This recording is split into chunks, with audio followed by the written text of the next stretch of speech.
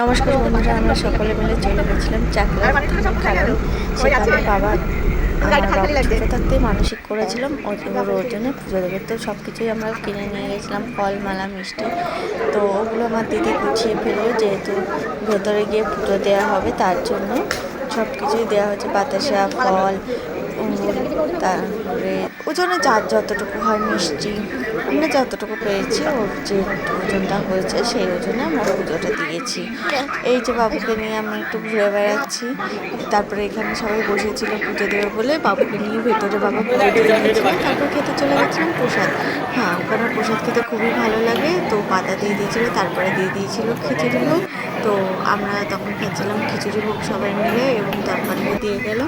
তারপরে আমরা এদিক ওদিক দোকানগুলোতে ঘুরে বেড়াচ্ছিলাম, কি কেনা যায় ভেবে ঘুরে বেড়াচ্ছিলাম।